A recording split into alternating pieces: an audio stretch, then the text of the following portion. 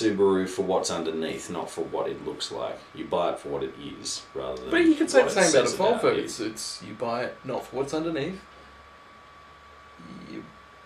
For the image.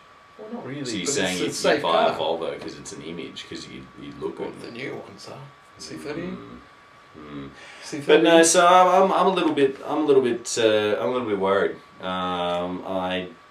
I have to say, the front end is confused. It's an ugly car, which isn't good. I'm gonna put it out there. It's an ugly car. It's ugly. Yeah. They haven't actually released any kind of specifications or anything that might make you want to buy it if it does turn out to honestly, be as we'll see this with the 3-litre flat six boxer. It'll have the diesel, the 2-litre 4-cylinder boxer diesel, which is the first diesel boxer to ever come out. So kudos to Subaru for being a bit Porsche and going, no, we're going to stick to our guns. It's got to be a boxer. Has to be a diesel.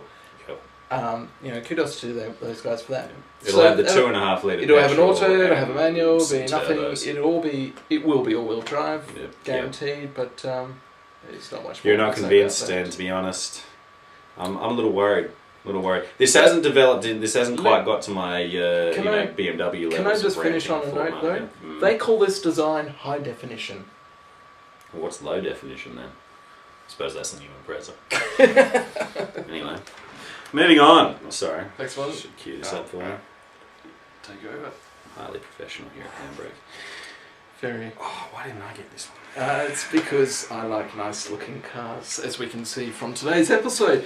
Now, today I am going to talk to you about the new Audi R8 5.2 litre V10. I have an erection. Again, I seem to be having a few of these today. Now, you're looking at this picture. First thing that come to mind is, it looks pretty similar to the current R8, because it does. Apparently they've tweaked the back a little bit. But I really like the... If you hate the look of the R8, the V8 version, you're not going to buy this one. No, but what I really like is when the Audi guy talks about it to the press at the Detroit Motorshow. Before he says this is the new Audi R8, and they show a little video before as well. Before he says this is the welcome and this is the new Audi R8 V10, he actually says this car makes my heart throb. Now for Germans to get all emotional on you, you know that either something terrifying is about to happen or possibly something really good's about to happen. Okay, we both like an R8. I'm not so crash hot on them, but I still respect them. I do like Audis. Big fan. Their V10 is a magic engine, but it's a Lamborghini engine. That's why it's a magic engine. They've changed it. They've like the engine you could get in the S8. How much power? A lot. Because the V8 525 horsepower. That's a lot more than I was expecting. The V8's what, 420 or something? 400, So this is going to be a lot quicker. Not very much torque, which is odd for a V10, because this engine in the S8 was tweaked for torque, not power. So it produced a lot of torque, but the power was a bit weak. So it's kind of seen as the alternative to the sort of M5, if you wanted an V10. But but the M5's very revvy. I mean, well, that's the thing. This wasn't steamroller. But did it sound good? I've seen one in metal under the pump in Italy, and wow, I had trouble sitting down. And this is the same engine in this, is it? Yes, but tuned for more power rather than torque, because of the application that it's in, which makes sense. It is a very nice car. I did actually read an article, because I know that the common conception is, oh look, Audi's just, because Audi owns Lamborghini, they just take the hottest engine from Lamborghini, shove it in one of theirs, put some tinsel on it, and away you go. Yep. But I was reading an article about a month or so ago that said that there was actually not a hell of a lot of changeability between the two, between any sort of... That's right. The block is the same Audi and between the two cars. The block is the same, everything else is different. So the heads, the inlet manifolds, the computer system they use to manage it, the crankshaft, all that stuff. So you're really not looking at a huge amount of carryover. I mean, you could say it's not. I mean, if you wanted to brag, you say you just bought yourself a V10 R8. Bastard. You could say, it's that it's a Lamborghini engine. Which but technically, it is. Well, it's the same block, but it's the same way if you bought an M5 or an M6 BMW, you could say, I've got an engine that's it's an F1 engine, purely because the blocks come off the same line as the F1 cars. Doesn't technically make it an F1 engine in the same way that... But that's got less to do with the F1 engines. It's got more related. But, for me, good on you, Porsche, for releasing this car. I think you've just screwed yourselves even more. Because remember who owns Audi and Lamborghini? Lamborghini. Well... Porsche. They purchased even more of Volkswagen, of the Volkswagen empire, over the Christmas holidays. So, I think Porsche... Yeah... Looking to ruling the world, or at least a large proportion of it. Well, they released. There's on a side note, there was the new Volkswagen Golf, which is very similar to the current Golf.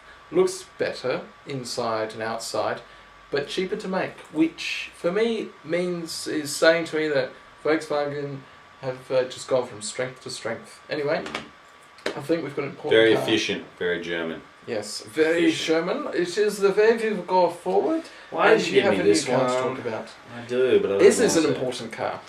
As much as we hate it, we have to talk about it. Alright. Okay, Being the Detroit special, we are now entering the decline.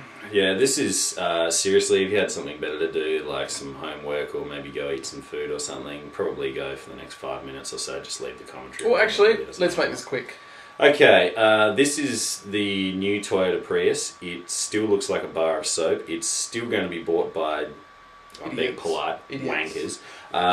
It's it's going to be bought by people who want to be seen to do the right thing for the environment, rather than doing the right actually thing. doing the right thing. And buying a As 10-year-old I've often car. said, well, as I've said before, Just I buy believe, an old possibly on Toyota. this show.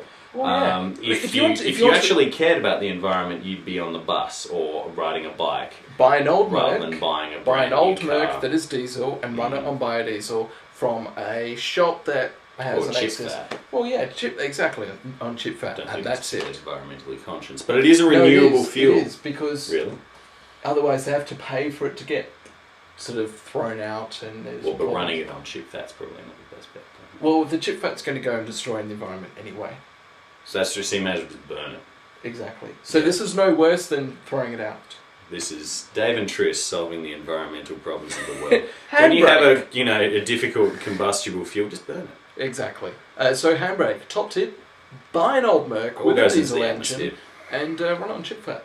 That's right. So, but anyway, this soap, the Pierce, as I believe it was, there was a South Park episode that wailed on these quite successfully. I've got a download that actually.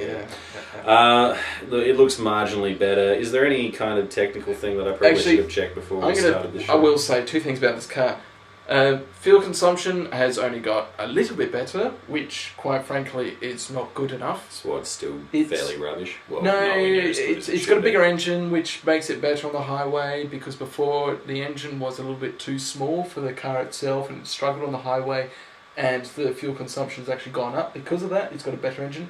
I know you're falling asleep. Secondly, No. That makes a very good, easy. It makes a very interesting point actually. If we just digress from the Prius, because I want to, it's a popular. I think it's a popular misconception that people will say, "I'll buy a car and go for the smaller engine because that's going to be fuel efficient," but it actually isn't, because you've got a smaller engine that's under a lot more stress, trying to move a lot more weight, then it's actually going to use more fuel. Whereas if you get a bigger under-stressed engine, and we're not talking, the difference between a 1.6 litre 4 and a 5 litre V8, obviously you're going to use more fuel. But, going from, say, a 4 to a 6 with a 600cc extra capacity, I think, I don't know, because I didn't actually do any research to back this up, but I'm going to say that... Wait, you're going the right way. If you're talking about, say, a 3-cylinder 1 litre or a 4-cylinder 1.3, 1.5 litre, you're better off going for especially in Australia, you're better off going for the slightly larger engine, because the way our driving works in Australia, and it's quite similar to America, is you drive in a straight line,